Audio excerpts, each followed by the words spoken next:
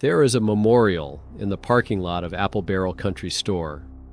20 concrete steps with the footprints of the victims rise toward the sky, each bearing the name of a person who died here on that Saturday. Local residents bring flowers all year round. Tourists stop, read the names, and try to comprehend the scale of the tragedy. This was the deadliest transportation accident in the United States in the last decade. 17 friends and relatives were on their way to celebrate a young woman's 30th birthday at the Ommegang Brewery. 20 people were killed, including the driver and 2 bystanders. It happened in an instant. But this was no accident. Investigation documents reveal the shocking truth. The disaster had been years in the making. Prestige Limousine, the transportation company, systematically ignored safety requirements. State inspectors had 32 opportunities to shut down the company, but each time they allowed it to continue operating. A 2001 Ford Excursion, converted into a stretch limousine, became a moving time bomb. A month before the disaster, a sticker reading "Not to be operated" was affixed to the windshield of the vehicle. After the accident, it was found crumpled on the floor of the passenger compartment. Someone deliberately removed the warning and sent people to their deaths. The story did not begin at that intersection or on that day. It began in a system where money and connections were more important than human lives. The owner of Prestige Limousine was the son of one of the most famous FBI informants in American history. Perhaps it was these connections that allowed the company to avoid serious inspections for years. 20 people paid with their lives for systemic failures at all levels. Their story is one of how negligence, corruption, and collusion turned a routine trip into a deadly trap. Amy Steinberg woke up happy. She was turning 30, and her husband Axel had planned a surprise trip with family and friends to the Ommegang Brewery. 17 of their closest friends gathered at their home in Amsterdam. Among them were Amy's 3 sisters, Abigail, Mary, and Allison, with their husbands. A young family, plans for the future, laughter, and anticipation of a holiday. The 4 Steinberg sisters were inseparable. Amy, the birthday girl, worked as a teacher and dreamed of having children. Abigail Jackson, 34, was planning to start her own business and had recently married Adam. Mary Dyson, 33, was married to Robert and was awaiting a promotion at work. The youngest, Allison King, 31, was preparing for her wedding and making plans for her honeymoon. Their parents, Tom and Linda King, raised their daughters in a close-knit family. The girls supported each other in everything, spent weekends together, and planned vacations together. On that day, they were especially excited to celebrate an important date together. The group also included Axel's brother, close friends, and their partners. Young couples who saw each other every weekend. People between the ages of 24 and 34 with ordinary dreams. Weddings, careers, children. 17 people who just wanted to have a fun Saturday. At around 1 p.m., a white limousine pulled up to the house. Erin McGowan immediately sensed something was wrong. The car was making strange noises and the interior looked worn out. She sent a message to her aunt. "The limo is in terrible condition. It sounds like it's about to fall apart." But it was a special day, the mood was festive, and no one took it seriously. That message was the last warning anyone heard. The Ford Excursion began life as a regular 2001 SUV. It was a sturdy, reliable vehicle for family trips. But when it was purchased by a conversion company, the Excursion was transformed into something completely different. The body was stretched to 32 feet, turning it into a stretch limousine. The conversion destroyed everything that made the vehicle safe. The side seats had no seat belts. Passengers sat facing each other like on a bus. Emergency exits were blocked or did not work. The braking system, designed for a vehicle weighing 3 tons, now had to stop a monster weighing almost 5 tons. In 2016, the limousine was purchased by Prestige Limousine in Saratoga County. Owner Nauman Hussein inherited the business from his father and immediately showed his attitude towards safety. The car systematically failed technical inspections. The brakes, turn signals, and chassis all needed repairs, but Hussein preferred minimal repairs and continued to operate the vehicle. State inspectors recorded violations, but Prestige Limousine returned to work each time after superficial repairs. Competitors were perplexed. They were fined for lesser violations, while Prestige Limousine avoided serious penalties. In September 2018, an inspector once again declared the limousine unfit for service. A red sticker with the text, "Not to be operated," was placed on the windshield. But on October 6th, the limousine arrived to pick up the Steinberg Group. Someone had removed the sticker and thrown it away. After the crash, it was found crumpled on the floor of the passenger compartment. Someone deliberately ignored the official warning and sent the killer car on its last ride. Axel Steinberg originally ordered a bus for a trip to a brewery, but a few days before the celebration, he received a call informing him that the bus had broken down. While searching for a replacement, he came across Prestige Limousine. The limousine seemed like a luxurious alternative. His wife would be delighted with such a surprise for her 30th birthday. At the wheel was 53-year-old Scott Lisiunici, an experienced driver with many years of experience. He had been working for Prestige Limousine for several years and knew the condition of the fleet. The company often gave him faulty cars, but on that day, Lisiunici received a direct order from Nauman Hussein to take the group in this particular excursion. The driver was aware of the brake problems, but refusing the trip would have meant losing his job. The trip began around 1 p.m. The distance from Amsterdam to the Ommegang Brewery in Cooperstown was about 31 miles on rural roads. The passengers in the cabin tried to enjoy the moment, despite the strange engine noises and shaking. Erin McGowan was the only one who openly expressed concern in a message to her aunt. The others attributed the discomfort to the size and age of the vehicle. After all, the limousine had been on the road for 17 years. By 1:45 p.m., the limousine had reached Route 30, a two-lane road with a steep descent to an intersection in Schoharie. The spot was known to locals as dangerous. The long hill ended with a sharp turn and a mandatory stop. A road sign warned of the intersection several hundred feet before the descent. At the top of the hill, the limousine stopped. Other drivers noticed the hazard lights and reverse lights flashing. A witness saw Lisiunici pointing to the side of the road, possibly explaining the route or trying to assess the situation. The stop lasted several minutes. Then the limousine began its ascent. The slope was several degrees for nearly 2 miles. For a normal car, this is no problem, but a 5-ton limousine with faulty brakes became an uncontrollable projectile. Lisiunici pressed the brake pedal, but the car only picked up speed.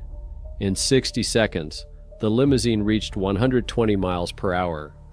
The passengers realized that something terrible was happening, but it was too late.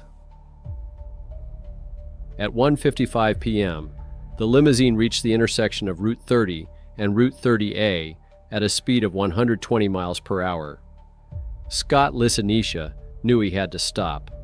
The road sign required a complete stop before the turn, but the brakes didn't respond. The pedal sank to the floor without meeting any resistance. A witness standing at the intersection in his car saw the speeding limousine and realized that a collision was inevitable.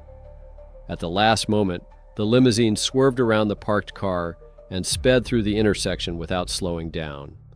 The car crossed both lanes of the road, sped across the lawn, and crashed into the Apple Barrel Country Store parking lot. There, near the store entrance, was a 2015 Toyota Highlander. The impact was horrific. The limousine crashed into the parked SUV with such force that it was thrown to the side, fatally injuring 2 pedestrians, 46-year-old Brian Howe and his 70-year-old father-in-law, James Schnurr. The front of the limousine was folded like an accordion. The passenger compartment remained relatively intact, but the lack of seatbelts turned the collision into a disaster.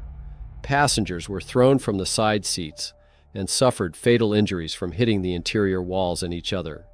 The limousine rolled into a small ravine next to the parking lot and came to a stop. Silence fell. People rushed from the store and from the road to the scene of the accident. Someone called an ambulance and the fire department. Emergency services arrived within minutes, but it was too late. All 18 people in the limousine were killed instantly.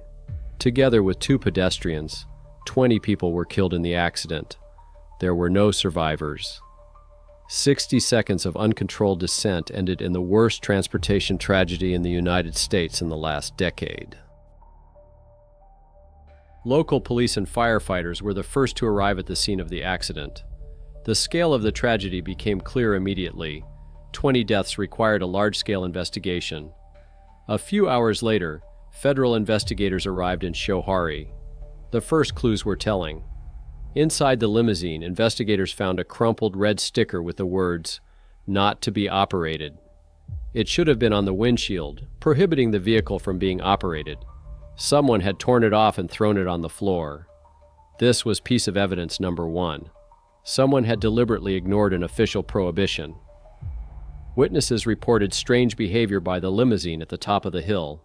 The car stopped with its hazard lights on and its reverse lights flashing. One witness saw the driver pointing to the side of the road. Perhaps Lisanichi was trying to turn around or looking for an alternative route, realizing that something was wrong with the car. An analysis of the crash site showed that the limousine did not brake before the impact. There were no tire marks on the asphalt. This confirmed witness statements about a malfunctioning brake system. A technical examination revealed that the brakes were in critical condition. The brake pads were worn down to the metal.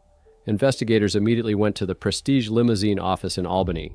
The company was small, just a few cars, a family business, but the documents revealed a shocking picture: systematic safety violations, failed inspections, and superficial repairs of malfunctions.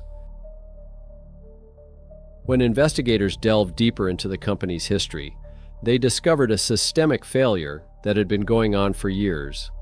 The New York State Department of Transportation and the Department of Motor Vehicles had 32 opportunities to shut down the company for serious safety violations. Each time, Prestige Limousine received only warnings or minimal fines. The company's limousines regularly failed safety inspections. Faulty brakes, turn signals, and blocked emergency exits were all noted in inspectors' reports. But instead of taking the vehicles off the road, officials allowed the company to continue operating after cosmetic repairs.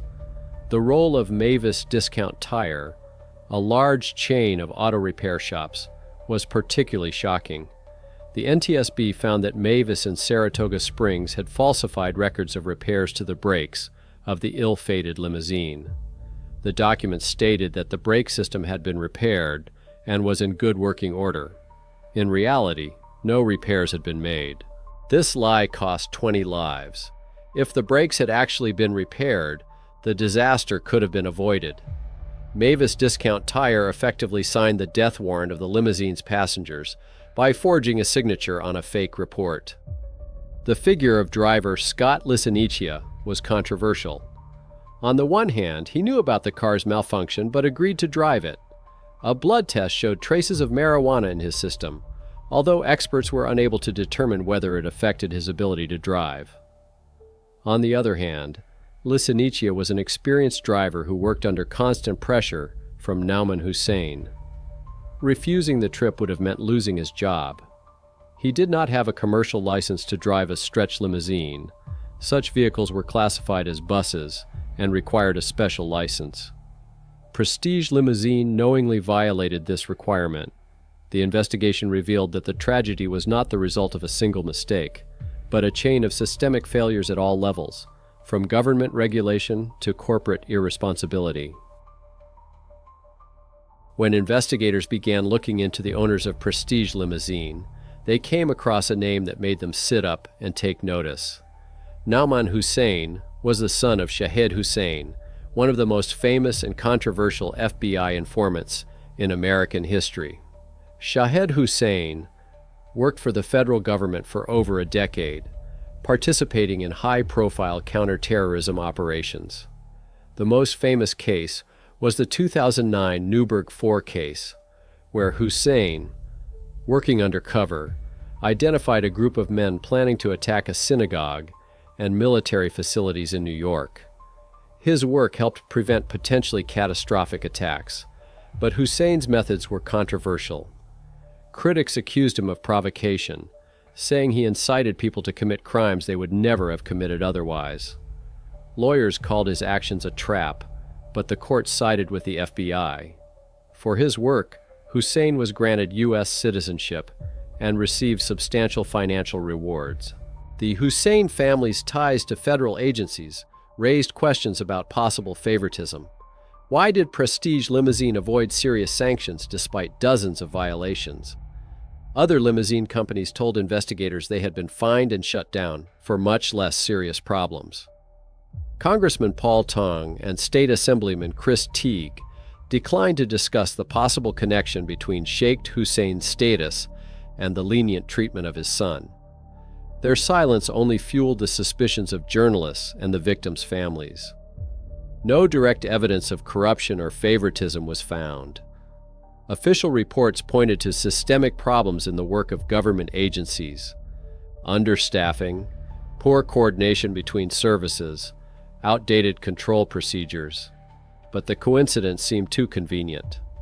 Nauman Hussein sometimes introduced himself to inspectors as Shahid Hussein, using his father's name. This may have been an attempt to impress officials or remind them of the family's connections to federal agencies. The victims' families were left with a painful question. Were their loved ones victims not only of negligence, but also of corruption? The answer to this question remains incomplete. Nauman Hussein was arrested 4 days after the disaster, on October 10, 2018. A grand jury indicted him on 40 counts, 20 counts of manslaughter and second-degree involuntary manslaughter for each of the deceased. The trial dragged on for years due to the pandemic and the complexity of the case. In May 2023, Hussein pleaded guilty to all charges. The judge sentenced him to 5 to 7 years in prison. For the victims' families, the sentence was a painful disappointment. Less than half a year in prison for each life lost. Such arithmetic seemed like a mockery of the memory of the deceased. Tom and Linda King, parents of 4 daughters who were killed, were present at the sentencing. It took Hussein 20 minutes to reach a deal with the prosecution. Linda King told reporters, "Our daughters died instantly. Why did justice take so little time?" Kevin Cushing, the father of the deceased Patrick, fought for years for a harsher punishment. He attended all the hearings, gave interviews, and demanded justice. "Hussein has shown no remorse," he said. "He only regrets getting caught." Particularly painful for the families was the lack of criminal charges against others involved.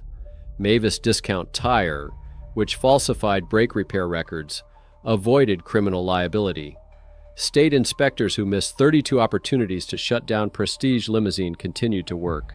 The system protected itself. Civil lawsuits filed by the families against the state of New York ran up against the doctrine of sovereign immunity. The government rarely bears financial responsibility for the mistakes of its employees. Lawsuits against Mavis continued, but the company fought back vigorously, denying any wrongdoing. In November 2024, an appeals court rejected Hussein's attempt to appeal his sentence. He will remain in prison until 2028. For the system that created and protected him, this was the only punishment. 20 lives for 7 years in prison. That was the price of justice in the Schoharie case. The Schoharie disaster changed American limousine legislation. In 2020, New York Governor Andrew Cuomo signed a law banning stretch limousines similar to the fatal Ford Excursion. By 2022, 60% of stretch limousine operators in the state had ceased operations due to the new requirements. In 2021, President Joe Biden signed a federal limousine safety law that the victims' families had lobbied for years. National inspection standards were introduced, and design requirements were tightened. Thousands of people now ride in safer vehicles, thanks to the lessons learned in the blood of 20 victims. But key questions remain unanswered. Why did the system protect Prestige Limousine for years? Did Shahid Hussein's connections to the FBI really provide his son with protection? How many other companies continue to operate time bombs on American roads? Life goes on at the site of the tragedy. The Apple Barrel Country Store is open as usual, and tourists stop by for coffee and souvenirs. But now there is a memorial nearby with 20 steps, each with the footprint of one of the victims. Local residents bring flowers, especially on October 6th, the anniversary of the disaster. An hour's drive from the memorial is the Ommegang Brewery, which the group of friends never made it to. The tables reserved for Amy Steinberg's 30th birthday celebration remained empty. The waiters waited for guests who never arrived. The families of the victims continue to fight for justice and safety. They speak at conferences, work with lawmakers, and create memorial funds. Their goal is to ensure that no one else ever has to experience this again. 20 people died because the system prioritized profit over safety, communication over laws, and convenience over life. Their deaths changed the laws, but they did not change the people who are supposed to enforce those laws.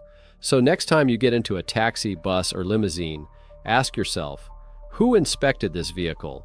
Who are you trusting with your life? And are you prepared to be the next names on the memorial plaques?